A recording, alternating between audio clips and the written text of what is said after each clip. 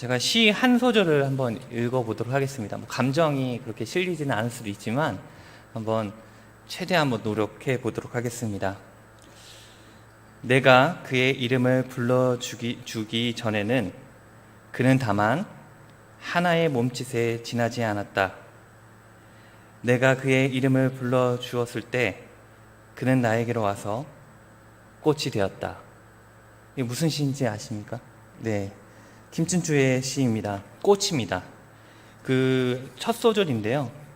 이름을 불러주면 관계가 시작됩니다. 들판에 널려있는 수많은 꽃들은 그저 몸짓에 불과하죠. 하지만 내가 이름을 붙이는 순간 그 꽃은 수많은 꽃들 중에 하나가 아니라 너와 나의 관계를 이어주는 의미 있는 존재가 되게 되죠. 하나님께서 흙으로 우리를 사람을 빚으시고 생기를 불어 넣어주셔서 생명, 즉 살아있는 영혼의 존재가 되게 하셨습니다. 생기를 불어넣기 전에까지 사람은 그저 티끌로 만들어진 존재일 뿐이었습니다. 이름을 불러준다는 것은 그에게 호흡을 주는 것과 같습니다. 아무것도 아닌 우리 인생 가운데 하나님께서 우리들을 불러주셨습니다. 하나님께서 우리들에게 너는 내 것이라 말씀하셨습니다. 또한 하나님께서 우리들을 불러주셨죠. 아담아, 아브라함아, 야곱아, 삭개오야, 사울아, 현수야. 주님께서 우리들을 부르심으로 우리는 하나님의 자녀가 되었습니다. 그중 제일 먼저 부름을 받는 족속이 이스라엘 백성들이었습니다. 하나님께서 이스라엘을 부르셔서 제사장 나라로 먼저 부르셨죠.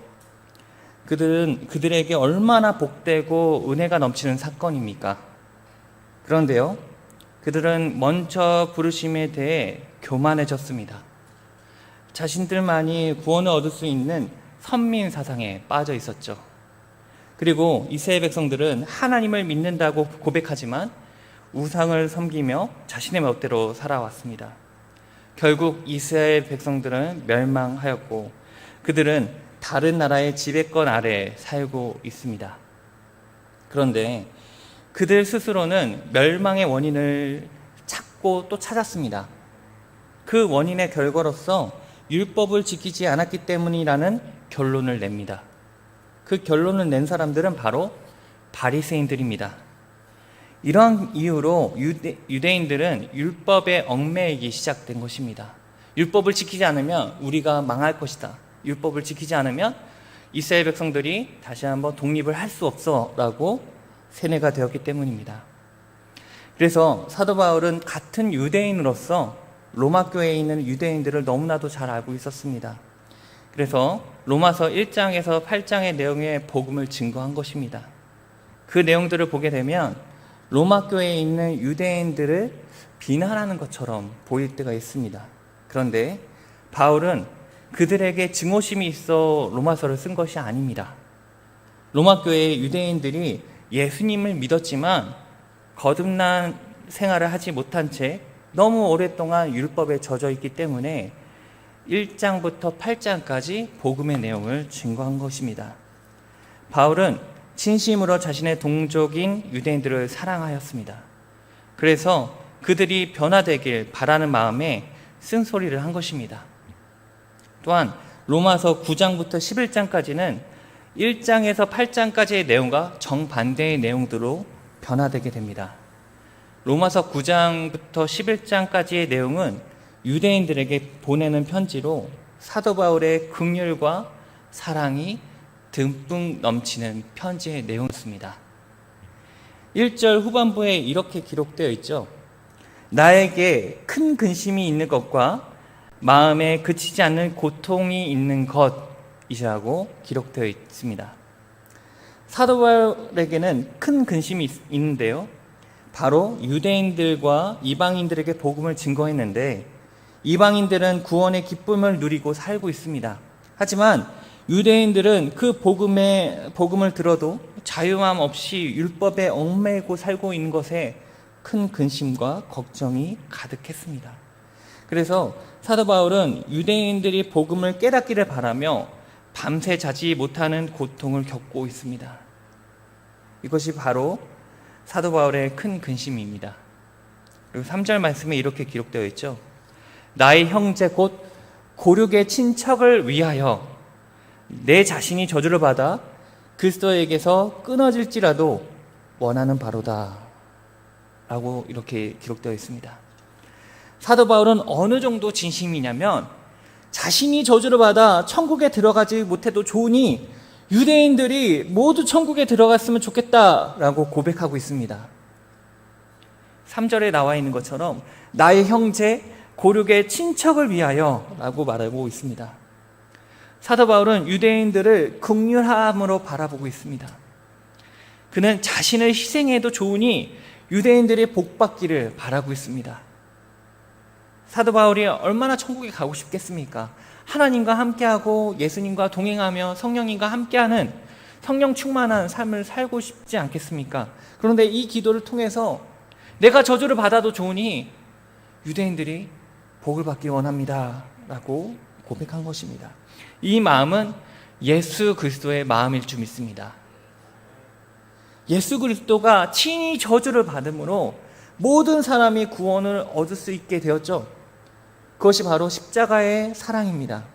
사도 바울은 십자가의 사랑을 실천하고 있는 것입니다. 이 장면 어디서 많이 보지 않았습니까? 출애굽기 32장 말씀과 좀 비슷하다고 봅니다. 하나님께서 모세를 통해서 애굽의 노예 생활에서 해방시켜 주셨습니다. 그뿐만 아니라 하나님께서 약속하신 가나안 땅으로 하나님과 이스라엘이 함께 동행하게 되었죠. 가나안 땅에 들어가려면 광야를 지나쳐야 합니다. 그런데 이스라엘 사람들은 아무것도 없으니까 불평불만이 가득했습니다. 그래서 하나님께서 투정되는 이스라엘 백성들에게 요구 조건을 다 들어주십니다. 그러다가 하나님께서 모세를 시내산으로 불러주십니다. 40일 동안 모세를 통해서 하나님께서 십계명을 가르쳐 주십니다. 그런데 여기서 문제가 생긴 것입니다. 정말 이스라엘 백성들을 이끌었던 리더가 40일 동안 부재가 되었으니까 이스라엘 백성들이 하나님의 기적과 은혜와 그 사랑을 맛보았는데도 불구하고 모세가 우리를 버리고 도망갔다. 하나님은 어디 계시느냐? 빨리 대책을 내놓아라. 우리 다시 한번 애굽 땅으로 돌아갈 것이다. 아무것도 없지 않냐? 라고 불평불만에 털어놓습니다. 모세의 형이자 제사장이었던 아론에게 이야기하는데요. 그래서 아론은 어떻게 하냐? 금을 모아다가 금송아지 2마리를 만듭니다. 이 금송아지를 하나님으로 둔갑시켜 우상숭배를 하게 된 것입니다. 마침 모세는 시내산에 내려왔을 때 모세가 이스라엘 백성들이 우상숭배를 하는 모습을 그 광경을 보고 말았습니다. 하나님께서 모세에게 주신 그 돌판을 깨트려 버립니다. 그리고 모세는 이스라엘의 그 행위들을 저지하라 합니다. 하나님께서 모세에게 말씀하시죠.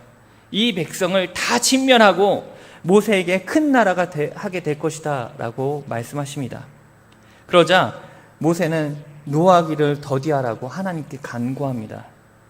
그리고 나서 모세가 32장 32절에 이렇게 이야기합니다. 이제 그들의 죄를 사하여 주옵소서. 그렇지 아니하시면 원하건대 주께서 기록하신 책에서 내 이름을 지워버리십시오. 모세는 자신의 동족이 구원받지 못할 바에는 내가 구원을 받지 못하고 천국에 들어가지 않아도 좋습니다. 하지만 우리 백성을 긍휼히 여겨 주옵소서라고 기도하고 있습니다. 모세도 바울도 마찬가지고 예수님도 마찬가지고 예수님의 마음으로 동족을 바라보고 우리의 사람을 바라본 것입니다. 우리는 구원받았으니 땡이 아닙니다. 나만 천국에 들어가면 그만이 아니라는 것입니다. 잃어버린 영혼에 대해 안타까움이 있어야 합니다. 내 주위에는 누가 있죠? 가족이 있죠. 교회가 있습니다. 내 나라가 있습니다. 그들이 구원받기를 원하며 간절히 기도하며 나아가기 원합니다.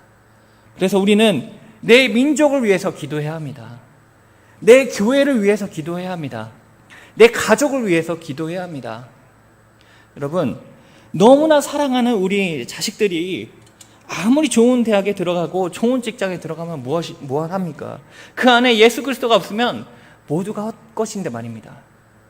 좋은 대학, 좋은 직장 다니는 거 좋죠. 하지만 축복의 우선순위가 아니라 예수님을 만나는 그것이 축복의 우선순위일 줄 믿습니다. 내 자식이, 내 후손이 예수 그리스도의 마음에 없으면 아무리 잘 나가도, 아무리 부를 가졌다 할지라도 그들의 나라와 그의 가족과 여러 가지 모든 것들이, 모든 미래가 가망이 없을 것입니다. 우리는 먼저 믿는 자로서 이곳에 왔습니다. 그러므로 내 주위에 있는 사람들에게 복음을 증거하며 예수 그리스도를 전하는 저와 여러분들 되기 원합니다. 때를 놓치지 않길 원합니다. 사도 바울은 유대인을 향한 사랑은요, 다 하나님의 사랑에서 비롯되었습니다. 그래서 때를 놓치지 않기 위해서 사도 바울은 열심을 다해서 복음을 증거합니다. 여러분, 하나님께서 이스라엘을 먼저 부르셨던 사실을 아시죠? 4절의 말씀에 보면 양자됨과 영광과 언약들과 율법을 세우신 것과 예배와 약속들이 있다고 언급합니다. 하나님께서 우리가 아직 연약하고 죄인 되고 원수가 되었을 때 부르셨다고 이야기합니다.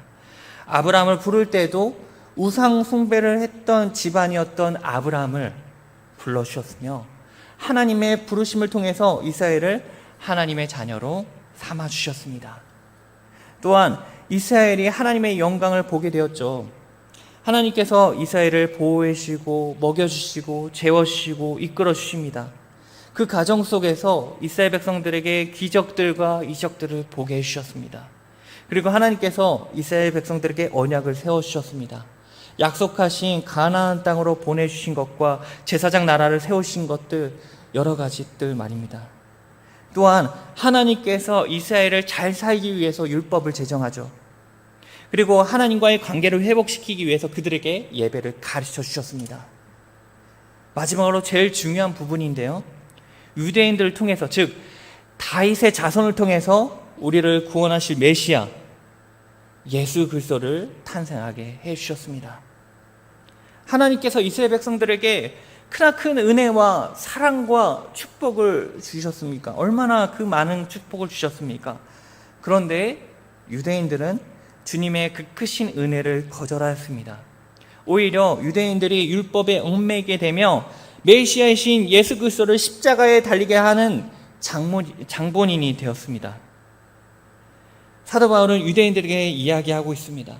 하나님께서 우리 이스라엘 민족을 얼마나 사랑하고 많은 특권들을 주셨으며 약속을 주었으며 여러 가지의 혜택을 주었는데 하나님이 아닌 율법에 얽매일 것이냐라고 말하고 있는 것입니다.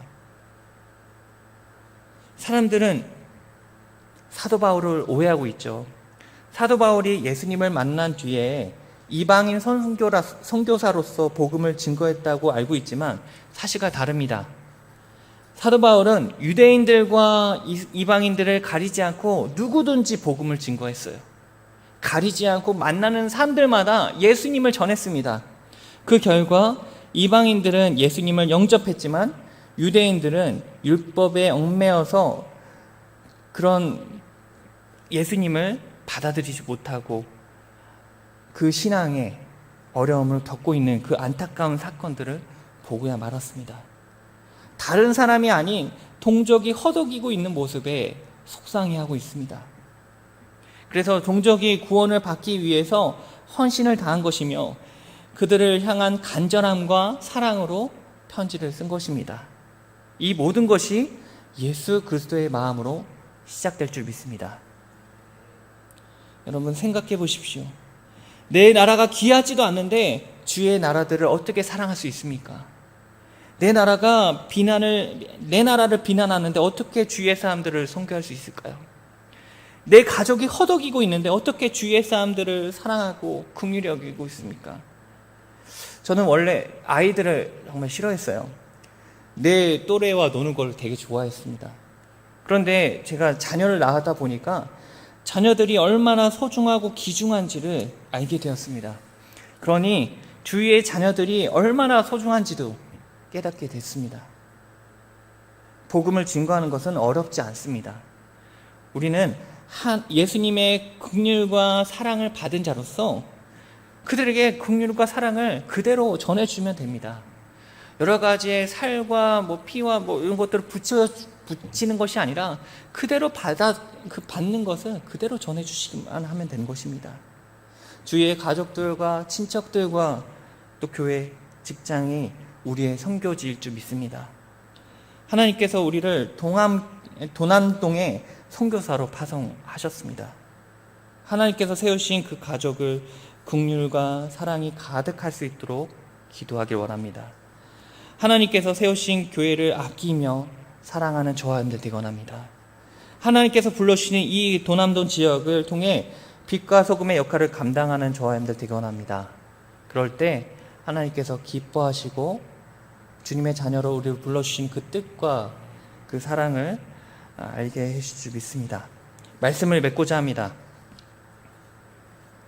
하나님께서 바울을 통해서 예수님의 마음을 심어주셨고 바울 또한 로마 교인들에게 예수 그리스도의 마음을 전했습니다. 그 전함은 단순한 말로 전하는 것이 아니라 진심 어린 간절함과 사랑으로 전했습니다. 자신이 저주받아도 좋으니 우리의 동족들이, 우리의 사람들이 구원받길 원합니다 라는 기도 제목을 가지고 기도했습니다. 우리 또한 우리의 살고 있는 이곳, 가정, 지역, 나라, 교회, 하나님께서 뜻하신 바가 있기 때문에 불러주실 줄 믿습니다. 그러므로 우리가 헌신을 다해서, 전심을 다해서 기도하는 저와 여러분들 되곤 합니다.